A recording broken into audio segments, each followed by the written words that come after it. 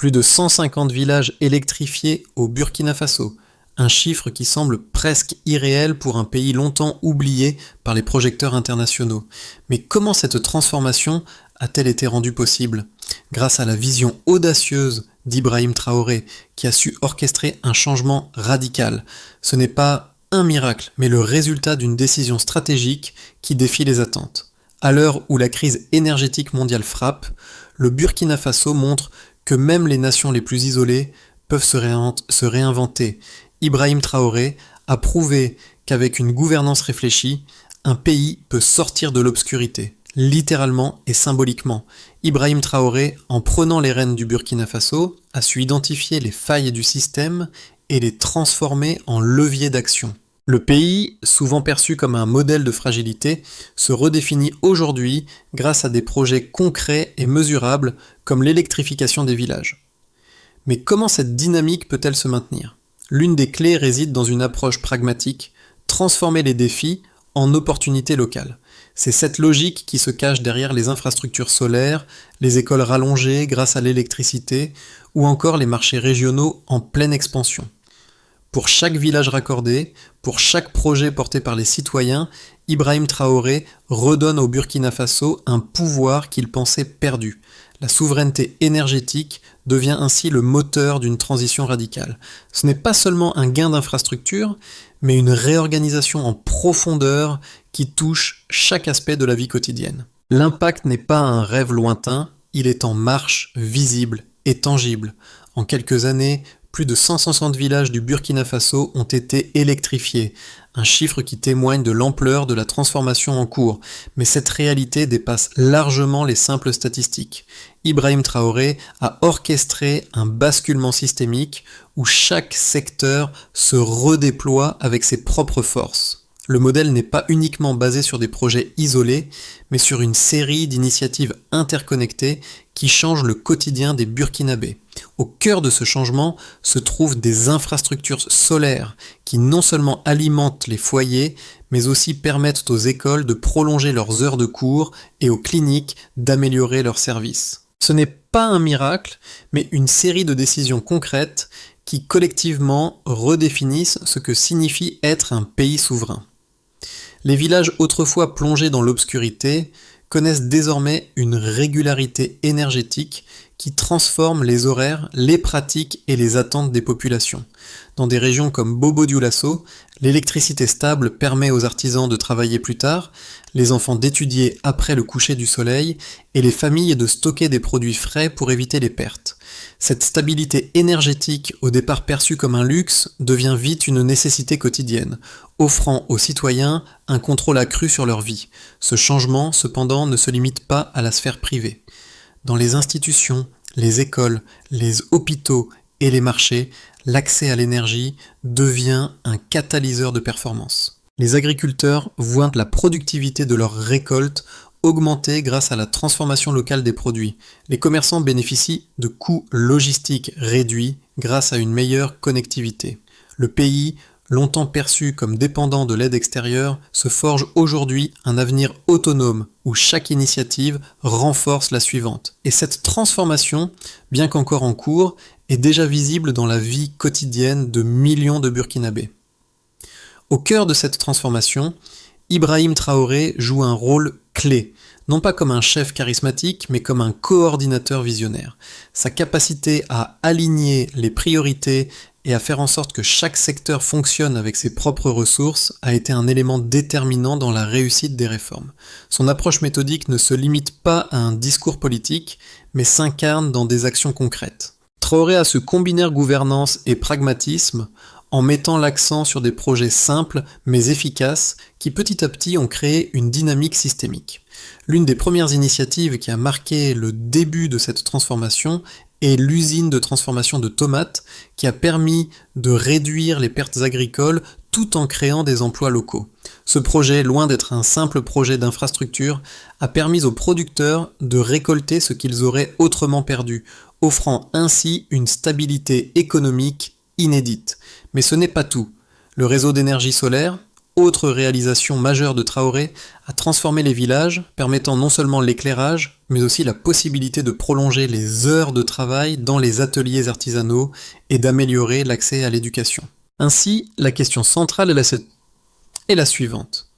Qu'est-ce que cette transformation signifie pour les Burkinabés ? La réponse est simple. Un contrôle accru sur leur vie quotidienne, une stabilité nouvelle et une autonomie grandissante qui les place sur la voie d'une souveraineté durable. Chaque petit changement crée un effet domino qui nourrit les autres, ouvrant la voie à un avenir plus résilient.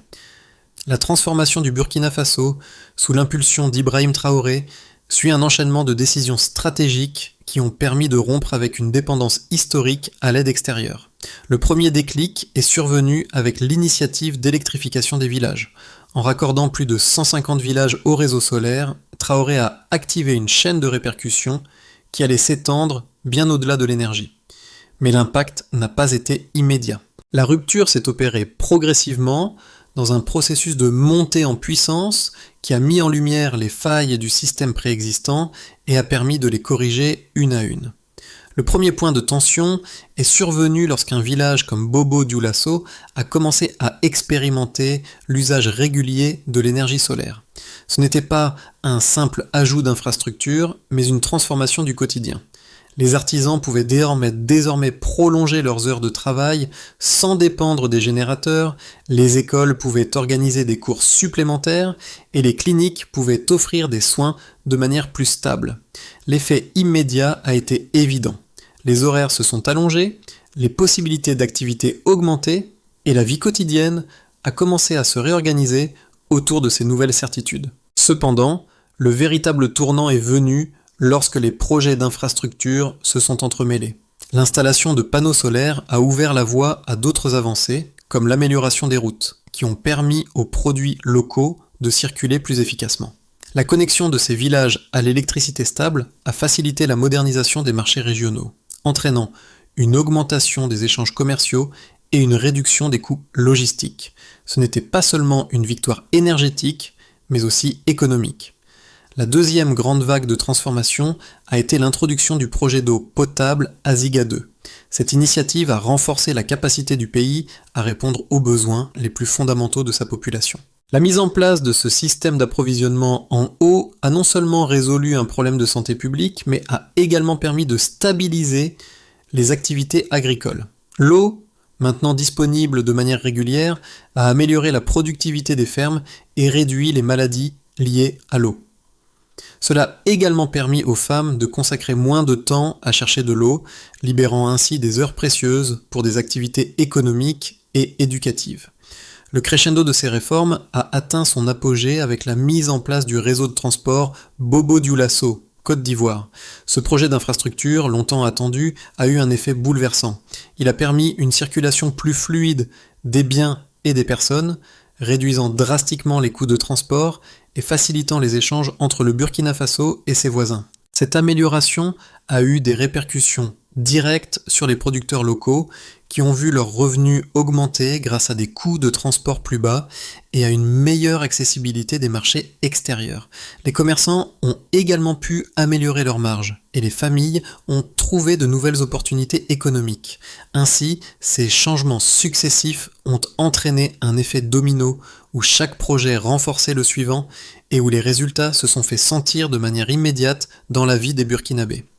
L'activation de l'électricité, suivie par l'accès à l'eau et l'amélioration des infrastructures de transport, a créé un cercle vertueux de développement local. Aujourd'hui, ces initiatives ne sont plus isolées, elles forment un tout cohérent qui transforme durablement la structure du pays et donne à la population les outils nécessaires pour avancer sur la voie de l'autonomie. La transformation énergétique au Burkina Faso est rendue tangible par des chiffres qui témoignent de l'ampleur du changement. Depuis l'activation des projets solaires, plus de 150 villages ont été raccordés au réseau d'énergie solaire, un progrès impressionnant pour un pays qui était autrefois vu comme trop fragile pour un tel investissement. Mais ces chiffres ne racontent qu'une partie de l'histoire.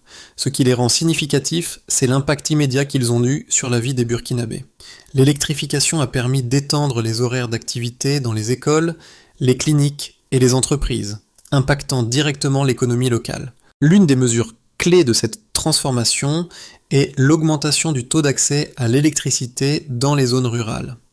Avant l'initiative d'électrification, moins de 30% des villages avaient accès à une source d'énergie stable. Aujourd'hui, ce chiffre a dépassé les 60%, une amélioration spectaculaire qui touche directement plus de 600 000 personnes. L'accès à une électricité fiable a permis aux écoles de fonctionner plus longtemps, permettant aux élèves de prolonger leur étude après le coucher du soleil, une amélioration qui a eu un impact direct sur le taux de réussite scolaire dans plusieurs régions. Un autre indicateur clé est l'évolution des conditions sanitaires, grâce à l'introduction de l'eau stable. Avant la mise en service de Ziga 2, un grand nombre de Burkinabés vivaient dans des zones où l'approvisionnement en eau était intermittent, créant des conditions propices aux maladies hydriques. Maintenant, plus de 600 000 personnes bénéficient d'un accès à l'eau potable grâce à cette infrastructure. La réduction des maladies liées à l'eau a eu un effet immédiat sur la santé publique, ce qui a permis de diminuer les coûts médicaux pour les familles et à stabiliser l'économie locale en réduisant les absences liées à la maladie. Les progrès réalisés dans le secteur agricole sont tout aussi impressionnants. L'usine de transformation de tomates, qui a été lancée pour réduire les pertes agricoles et offrir une alternative locale aux importations, a permis de traiter plus de 2000 tonnes de tomates en seulement une année. Ce chiffre montre non seulement la capacité du Burkina Faso à créer des emplois locaux, mais aussi la stabilité qu'il apporte aux producteurs agricoles. Avant la mise en place de l'usine, environ 30% des récoltes étaient gaspillées en raison du manque de moyens de conservation. Maintenant, grâce à la transformation locale, les producteurs peuvent vendre la totalité de leurs récoltes, augmentant ainsi leurs revenus de manière durable. En combinant ces éléments, l'énergie solaire, l'accès à l'eau potable et la transformation agricole, le Burkina Faso a non seulement amélioré les conditions de vie de ses citoyens, mais a aussi réduit sa dépendance à l'aide extérieure. Ces avancées, mesurées par les chiffres, démontrent que le pays est sur la bonne voie pour construire une autonomie durable. Cependant, l'impact de ces changements ne se limite pas à ces chiffres. L'essentiel réside dans les vies qu'ils touchent directement et dans la transformation silencieuse qui s'opère dans les villages et villes du pays. Le défi désormais est de maintenir et d'élargir ces acquis pour garantir un développement à long terme. La transformation du Burkina Faso sous l'impulsion d'Ibrahim Traoré suscite des débats parmi les experts. Peut-on vraiment construire un avenir durable pour un pays enclavé, sans ressources naturelles majeures et soumis aux vicissitudes des aides extérieures ? Certains soutiennent que le pays reste trop vulnérable aux chocs externes et que la dépendance à des projets financés par des acteurs internationaux ne pourra jamais être totalement éliminée. Pour eux, malgré les progrès réalisés, la véritable souveraineté ne peut être atteinte sans un soutien financier massif qui permettrait de consolider durablement les infrastructures et de maintenir l'élan de développement. D'autres, cependant, affirment que l'autonomie tergichée, l'autonomie énergétique et la transformation locale des ressources marquent déjà un tournant irréversible pour le Burkina Faso. En misant sur des solutions locales, comme les panneaux solaires et les usines de transformation, Ibrahim Traoré a créé un modèle où les ressources sont utilisées efficacement, réduisant ainsi la dépendance à l'extérieur. Les données ne mentent pas. Plus de 150 villages électrifiés et une économie agricole qui commence à stabiliser ses revenus grâce à l'intégration locale de la production alimentaire témoignent de la viabilité de cette approche. Selon ce point de vue, le véritable défi n'est pas de dépendre moins de l'aide extérieure, mais de s'assurer que les mécanismes de développement soient durables et fonctionnent indépendamment des crises mondiales. Les données provenant des premières années de mise en œuvre montrent que ces projets, loin d'être des expériences isolées, sont en train de créer des bases solides pour une autonomie accrue. Par exemple, l'usine de transformation de tomates, qui a réduit les pertes agricoles de 30% à presque zéro, offre non seulement une meilleure rentabilité pour les agriculteurs locaux, mais aussi un modèle reproductible dans d'autres secteurs. De même, l'électrification via l'énergie solaire permet non seulement d'améliorer le quotidien des villages, mais elle crée également une économie locale active, générant des emplois et des revenus pour les communautés. Ainsi, L'argument contre la dépendance à l'aide extérieure se renforce avec chaque pas de ces initiatives locales. L'avenir du Burkina Faso semble se dessiner dans l'équilibre entre la maîtrise de ses ressources locales et la réduction de sa vulnérabilité face aux crises mondiales. Bien sûr, des défis demeurent, mais la trajectoire suivie par le pays laisse entrevoir une auto-autonomie plus tangible, construite à partir de solutions locales et ancrée dans les réalités quotidiennes des Burkinabés. L'énergie n'est plus un luxe, mais une nécessité. Cette phrase résume le changement fondamental qui s'opère au Burkina Faso, un pays qui autrefois voyait l'électricité comme un privilège, mais qui, aujourd'hui, considère l'accès à l'énergie comme un droit fondamental. Grâce aux efforts d'Ibrahim Traoré, le pays a franchi une étape décisive. Plus de 150 villages sont désormais électrifiés et ce chiffre continue d'augmenter. Mais ce n'est pas seulement un gain d'infrastructure, c'est une transformation des modes de vie. Les villages, autrefois plongés dans l'obscurité après le coucher du soleil, voient désormais leur journée se prolonger grâce à des installations solaires locales. Les écoles peuvent organiser des cours jusqu'à tard dans la soirée, les artisans travaillent pas plus longtemps, et les familles conservent des produits frais sans dépendre des générateurs bruyants. Cette électricité stable a également permis d'améliorer l'accès à l'eau potable grâce à l'alimentation de pompes solaires et à l'extension du réseau de distribution. Ainsi, la lumière ne fait pas seulement briller les rues, elle éclaire un avenir autonome pour le pays, offrant aux Burkinabés un contrôle inédit sur leur quotidien. Ces progrès montrent que la souveraineté énergétique n'est plus une utopie, mais une réalité qui façonne le Burkina Faso de demain.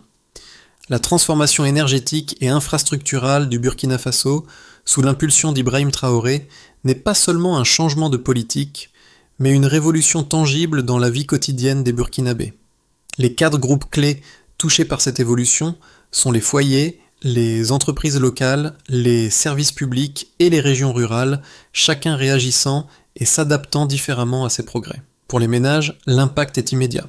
L'électrification des villages a permis aux familles de gagner un temps précieux, auparavant consacré à la recherche de solutions énergétiques précaires. Les enfants peuvent désormais étudier après le coucher du soleil, et les femmes, en particulier, bénéficient d'un allègement des tâches ménagères grâce à des équipements alimentés en énergie solaire. L'accès à l'eau potable via les nouvelles infrastructures a aussi transformé la gestion des ressources, réduisant le temps passé à chercher de l'eau et améliorant ainsi la qualité de vie des familles, tout en diminuant les risques de maladies liées à l'eau. Les entreprises locales voient leur rentabilité s'améliorer grâce à une réduction significative des coûts énergétiques. Les artisans peuvent désormais travailler plus longtemps, augmentant ainsi leur productivité et leurs revenus. Les agriculteurs, quant à eux, profitent de la stabilité apportée par la transformation des récoltes et la conservation locale. L'accès à des marchés plus larges, facilité par des infrastructures routières améliorées, ouvre également de nouvelles opportunités commerciales.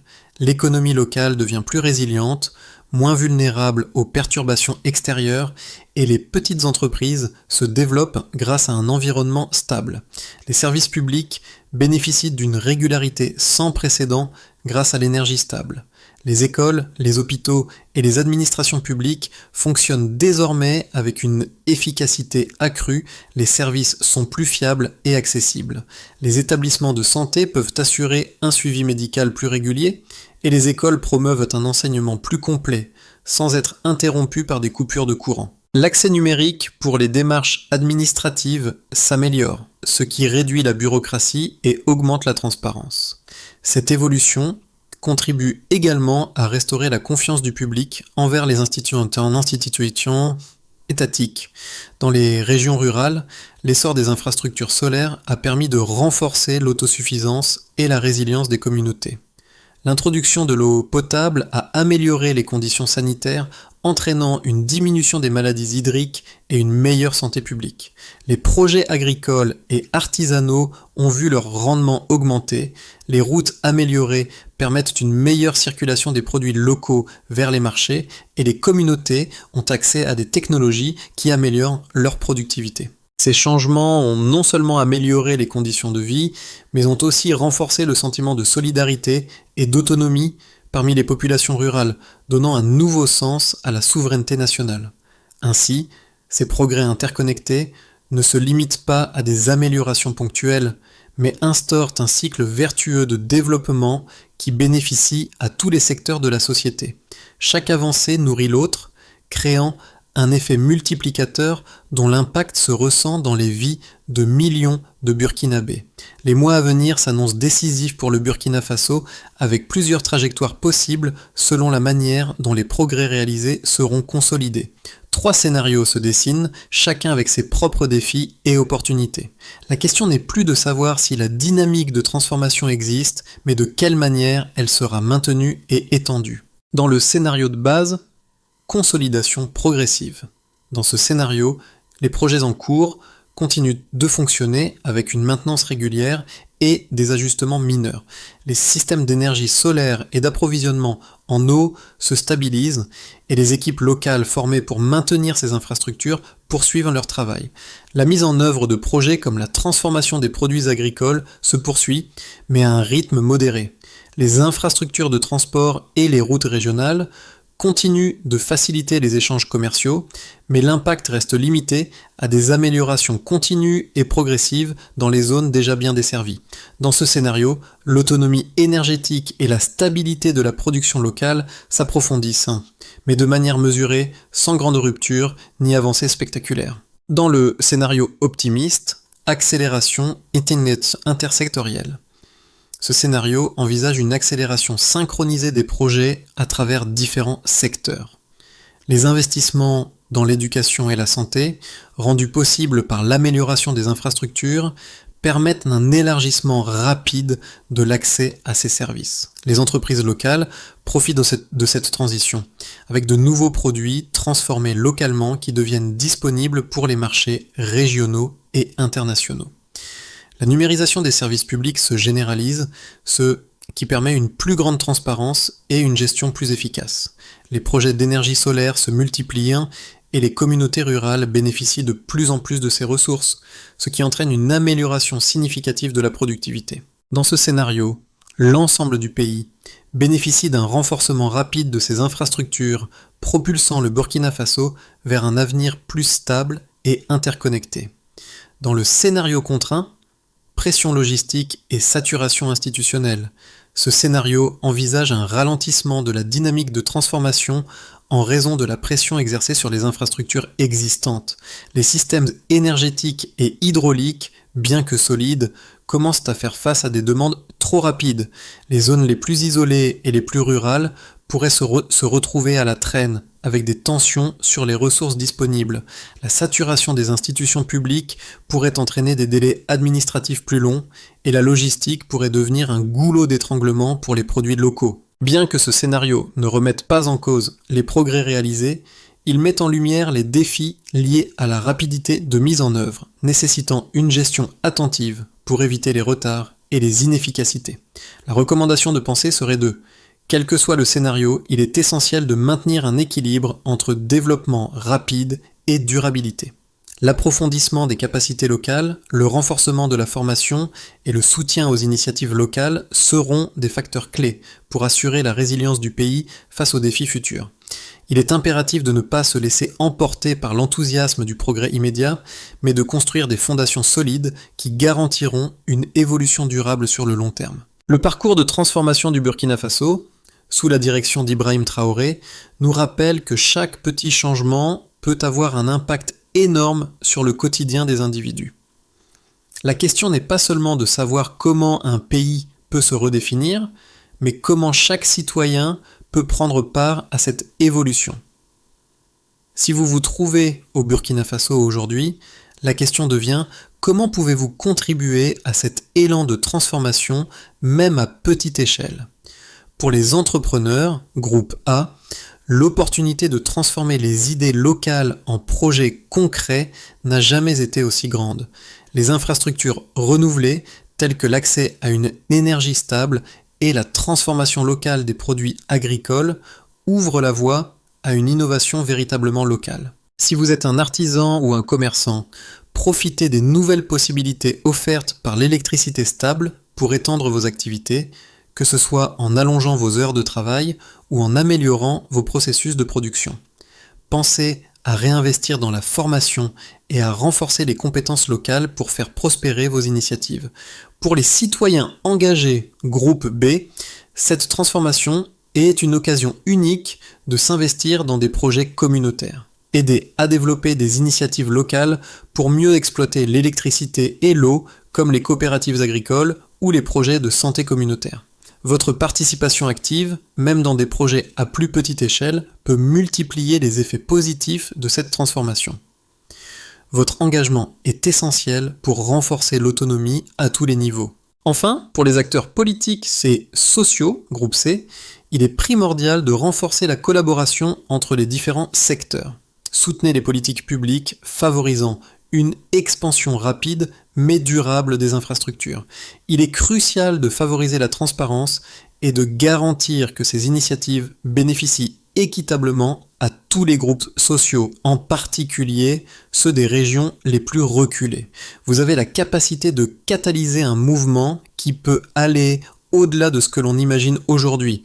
Ce n'est qu'en associant ces efforts collectifs que le Burkina Faso pourra consolider son avenir et tirer pleinement parti des changements en cours.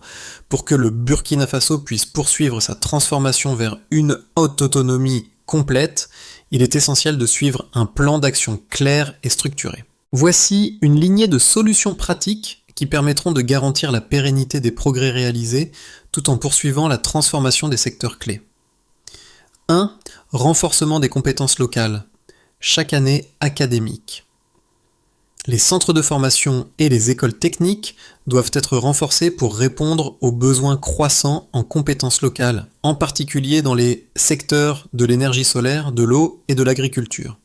Ce projet doit inclure des formations techniques intensives pour les jeunes afin de s'assurer que le pays dispose d'une main-d'œuvre qualifiée pour maintenir et développer les infrastructures existantes, mesuré par le nombre de diplômés intégrés dans les projets nationaux et leur succès à long terme dans ces secteurs. 2. Extension des chaînes de valeur agricoles. 6 à 12 mois. Les coopératives agricoles doivent être soutenues pour intégrer davantage de produits, notamment les légumes, céréales et produits laitiers, dans les chaînes de valeur locales. Cela implique de renforcer la capacité de transformation locale et d'améliorer l'accès aux marchés régionaux. Ce projet sera mesuré par l'augmentation du volume transformé localement et la stabilité des revenus pour les producteurs agricoles. 3. Accélération de la numérisation des services publics, mise à l'échelle progressive. La digitalisation des démarches administratives et des services publics doit être accélérée pour réduire la bureaucratie et améliorer l'accès aux services. Des plateformes numériques doivent être mises en place pour faciliter l'enregistrement civil, les certificats et la prise de rendez-vous en ligne. Ce processus sera évalué par la diminution des files d'attente et du temps moyen de traitement des demandes administratives. Ces étapes doivent être soutenues par des actions à court, moyen et long terme et leur succès sera mesuré par des indicateurs clairs et précis. Ce plan d'action garantit que la transformation ne se limite pas à des projets isolés, mais qu'elle s'inscrit dans une stratégie durable, où chaque secteur se renforce mutuellement. L'histoire de la transformation du Burkina Faso est avant tout celle des petites victoires quotidiennes. Chaque panneau solaire installé, chaque réseau d'eau stabilisé, chaque route améliorée incarne la promesse d'un avenir plus autonome et plus stable.